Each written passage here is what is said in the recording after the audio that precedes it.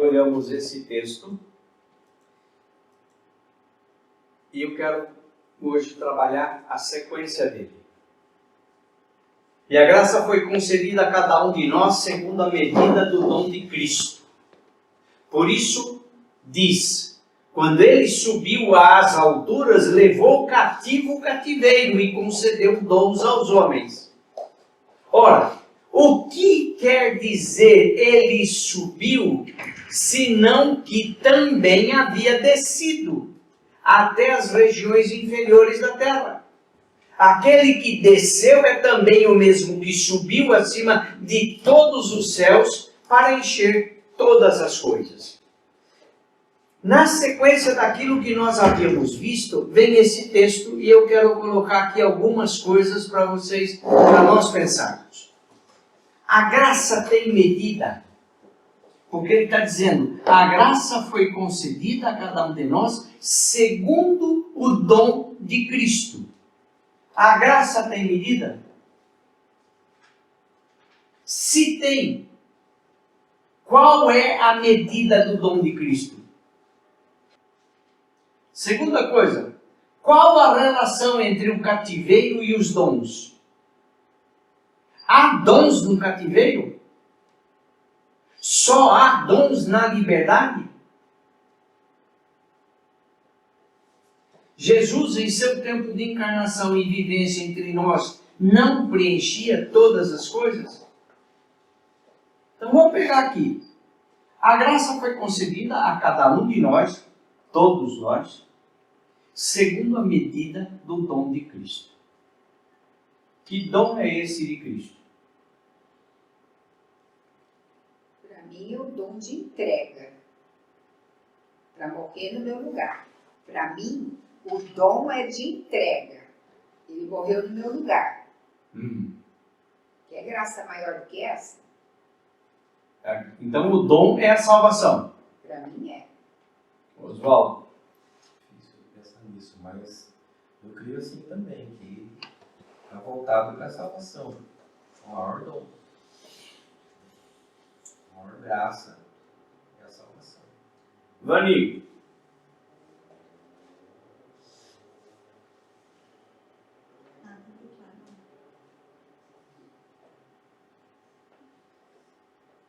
Edilson. Sem dúvida, o dom de Cristo é o amor. O dom máximo. Se entregou, morreu, sofreu, não reclamou, amou e ensinou a amar.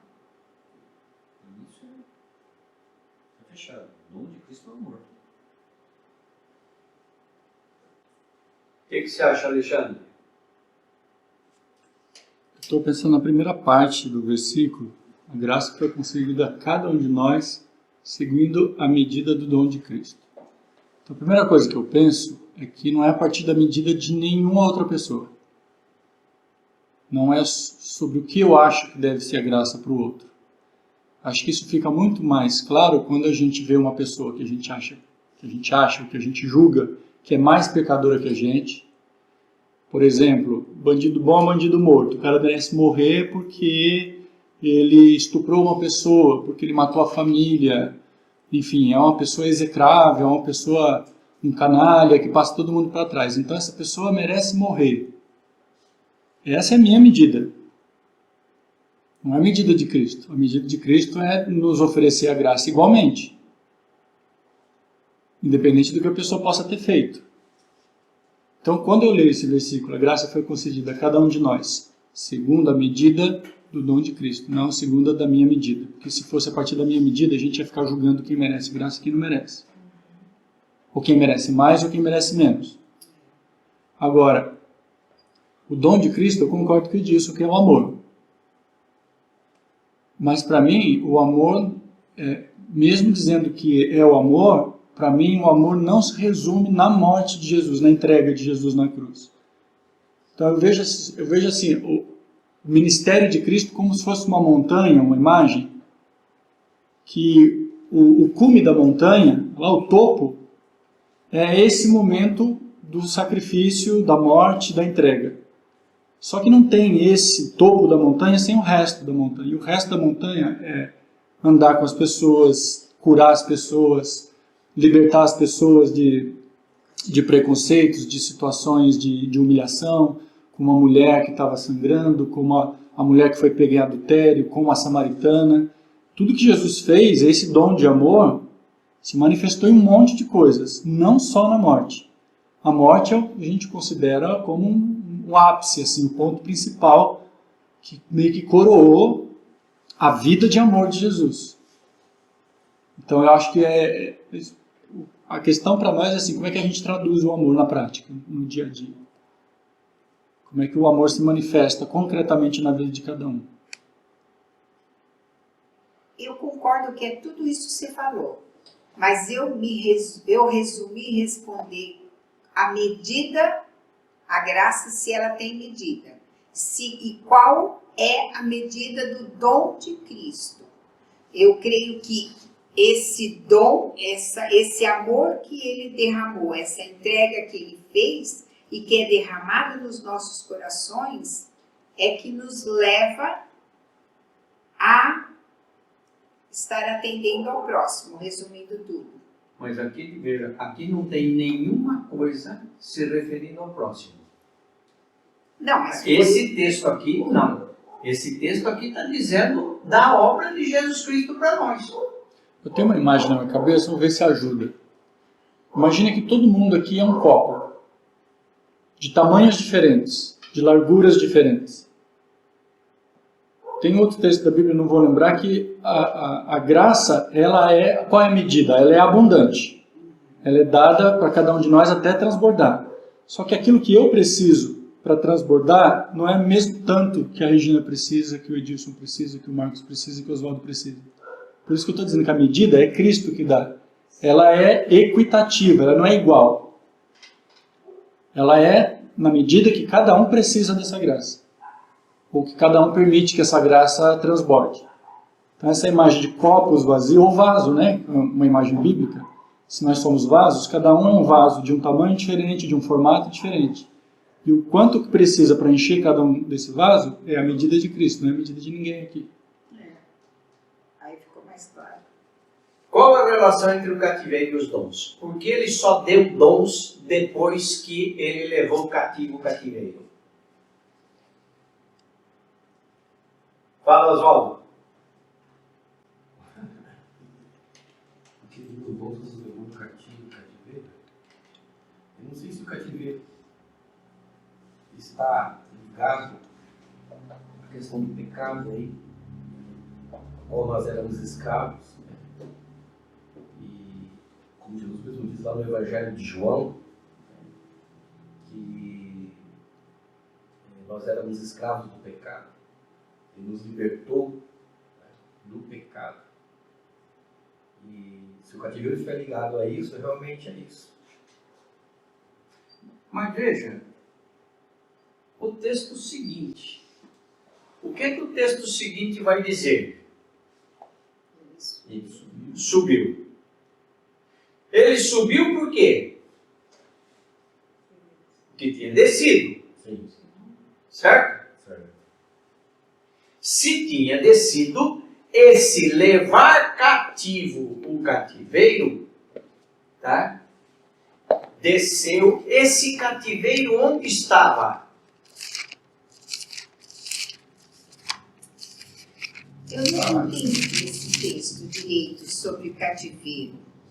Eu nunca cheguei a uma conclusão se é com relação a pecado, se é com relação à escravidão. Eu nunca entendi esse texto. Sinceramente, eu não sei responder isso. Sabe que esse cativeiro, né? A pessoa que cativa, que oprime, ele levou cativo aquele que oprimia, concedeu dons aos homens. O problema está ali, as regiões inferiores da terra. Isso aí, se não me engano, lá no grego é Hades. É Hades? Será?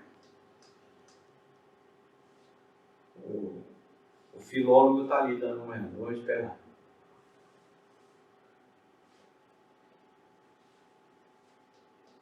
Peraí, então, vou achar aqui. É o versículo, é o próximo. 7. Esse é o É 8. o 8. Regiões inferiores? É. Não, é outra coisa. O que é aí? Regiões baixas, tradução literal, Katotera Mere. As regiões mais baixas da terra, Katotera Mere Tes Ges. Mas eu fico pensando nessa história do cativeiro. Essa palavra que ele usa para cativeiro só tem em 2 lugares do Novo Testamento. Aqui em Efésios É quase uma pax recomendável. e um em Apocalipse. Apocalipse 3:10 ele diz, 9 antes, se alguém tem ouvidos ouça, se alguém leva em cativeiro irá. Se alguém matar a espada, necessário é que a espada seja morto. Aqui está a paciência e a fé dos santos. E agora para entender isso tem que fazer todo. Que é o texto que fala que a besta que subiu do mar, que vai enganar muitas pessoas. Eu acho que eu vou com o Edilson nessa história de que alguém oprime e tal, mas eu fiquei pensando assim, olha, tem muito pregador, muito líder religioso extremamente carismático. E ele opressor. E tem o dom, que é o carisma. O carisma é o dom que ele tem de convencer as pessoas. Ele tem um bom discurso, ele convence os outros, ele, enfim, pode ser carinhoso, mas ele, né, a gente pegando a história da igreja que o Edilson falou aqui, o cara é carismático, mas oprime a pessoa. E eu fico pensando, mas será que não tem, como você perguntou, só há dons na liberdade? Wilson, você falou uma coisa ali antes que é o seguinte. Não era uma denominação opressora.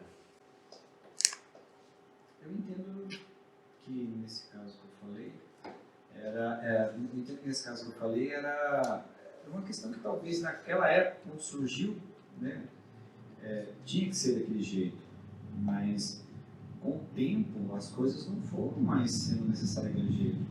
E aí as pessoas acabaram indo para a igreja e se sentiam assim, oprimidas e cativas. E eu mesmo, quando estava lá, eu vivia com medo. Eu não vivia um evangelho, um Jesus de graça. Eu fazia as coisas com medo. Eu ia na igreja com medo, eu vivia com medo.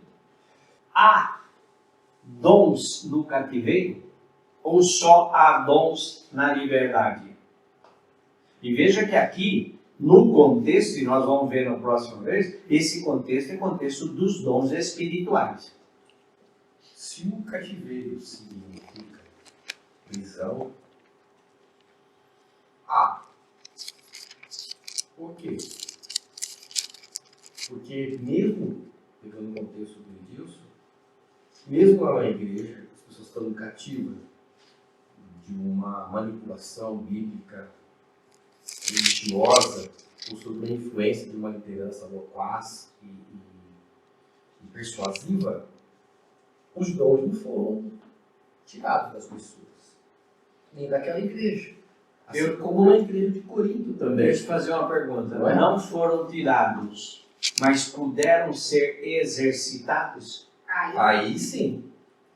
Aí a opressão não permite que eles sejam amplamente exercitados. E aí, Volto à pergunta. liberdade. Volto à pergunta. É possível o dom no cativeiro? Neia, sua vez. Quando você pensa, deixa a Regina falar. Eu vou te falar. Eu estava pensando, Tô pensando. ali, cativeiro, não está falando de paredes, assim, eu acho que é cativeiro espiritual. A gente tem os traumas, tem tudo, é uma coisa dentro da gente, não sei. Tô com mais dúvida ainda. Deixa eu pegar um exemplo que aconteceu aqui no Brasil entre ontem e hoje. O imbróglio da Caixa Econômica Federal. Ok? Do presidente que assediou, que fez, que aconteceu. E hoje apareceram alguns áudios. E hoje apareceu uma afirmação. Quando ele chegava, as mulheres fugiam. Era uma situação tão problemática que elas estavam, o que essa pessoa estava dizendo, a gente não conseguia trabalhar e desenvolver o que a gente tem. E esse é o problema do cativeiro. A igreja, ela só tem os dons exercitados quando o quê? Quando há liberdade. Quando a liberdade. E aí é o que o presidente de vocês diz, né? Ele não é meu. É o que ele diz, né? A verdade vos libertará. E liberta essa verdade. Mas essa verdade é o quê? A graça que veio, que é derramada, que é experimentada, que é distribuída. Então, Não, quando eu leio o texto, quando ele diz assim, olha, por isso diz, lá depois do versículo 7, né? Por isso diz. Paulo está citando um texto. Aí eu fui ver que texto que ele está citando. Ele está citando um salmo. Salmo 68, versículo 18. Tu subiste ao alto, ele está falando de Deus. Tu subiste ao alto, levaste cativo o cativeiro, recebeste dons para os homens e até para os rebeldes, para que o Senhor Deus habitasse entre eles. Paulo está usando esse texto para falar que o dom é exercido na liberdade. Ele está fazendo a citação de um texto que diz: dons até para os rebeldes, para que o Senhor Deus habitasse entre eles. Então, quando ele fala de cativo, eu imagino que ele está falando do cativeiro da Babilônia, deles terem saído, que agora eles não estão mais escravos, agora Deus estão ali. Aqui, para mim, a pergunta que fica é assim: o que a gente faz com a nossa liberdade? Então, tudo bem, a graça foi derramada na medida do dom de Cristo para cada um. Nós podemos dizer que somos salvos, fomos libertos. E agora, o que você faz com essa liberdade? Você vai usar para se impor sobre alguém, para oprimir alguém, ou para oferecer liberdade para oferecer não, respeitar a liberdade que o outro também tem. Para mim, uma das coisas mais perigosas que tem é isso, assim, o que a gente faz com a nossa liberdade. E se a gente não sabe o que fazer com ela, a gente corre um risco muito grande de ficar julgando os outros e dizendo que os outros têm que agir a partir da minha medida. E aí o outro não é livre. Entende? A gente fica regulando a roupa do outro, o comportamento, as palavras que o outro usa, e fica botando o ré. Assim, eu acho que a nossa vida pode servir de inspiração para as pessoas, mas ela não pode servir como régua. Que me perdoe, só finalizando, que me perdoe Paulo, que fala assim: sede meus imitadores como eu sou de Cristo. Porque parece que ele está dizendo assim, ó, eu estou servindo de régua para vocês. Mas eu não chegaria nesse ponto que Paulo, eu diria assim, eu posso até servir de inspiração para alguém, mas nunca como régua. Edilson, você ia falar o quê? Não, porque às vezes nesse contexto que eu estou falando, que a pessoa é oprimida e ela tem uma liberdade, e muitas vezes acaba a própria, essa liberdade, né, que a pessoa acaba querendo que os outros, que agora que ele tem liberdade, que ele pode falar, que ele pode fazer algumas coisas, ele acaba querendo que os outros sejam oprimidos também. Isso acontece muito em determinados movimentos. Você pega um grupo que era opressor, e de repente esse grupo era oprimido, de repente esse grupo passa a ter uma certa liberdade, e esse grupo passa a oprimir, passa a impor, passa a exigir. Há uma regra na seja igual a eles também. Há uma regra na política que o libertador de uma geração se transforma no opressor da próxima. Vide Daniel Ortega na Nicarágua. O Paulo Freire disse em relação a quando a educação não é libertadora, o opressor tende, aquele que foi oprimido, tende a repetir e oprimir os outros. Sim. Nós já estamos com o horário vazando aqui. Nós temos mais 2 ou 3 coisas para trabalhar aí, e uma das coisas que nós vamos precisar talvez trabalhar na próxima vez é a maneira como os escritores do Novo Testamento usam os textos do Antigo Testamento. Porque eles fazem umas barbaridades. Pega o exemplo de Paulo na alegoria de Sara e Agar. Então, mas eles fazem barbaridade com base em quê? Com base nessa crença da maioria dos protestantes que fala da inerrância da Bíblia, que tudo tem que se encaixar. Os escritores do Novo Testamento, eles interpretavam livremente o texto do Antigo Testamento. Isso sim. Paulo tinha uma liberdade enorme de Ele pegou esse texto aqui, de Salmo 68, e interpretou do jeito Porque que você pega aquele texto da eleição de Matias e o que eles foram buscar no Antigo Testamento para fazer, não tem nada a ver. Mas vamos lá, gente. Mas não tinha também tudo a Bíblia certinho, do jeito que é aqui, né? Teologia sistemática. não tinha. Entendeu? Não tinha dogma, doutrina. Esse é o problema. Então você tinha muito mais liberdade para você criar, falar o que você pensava, fazer Só o uma seu questão. entendimento. Só uma questão aqui em relação à última pergunta. Onde há o Espírito, aí há liberdade.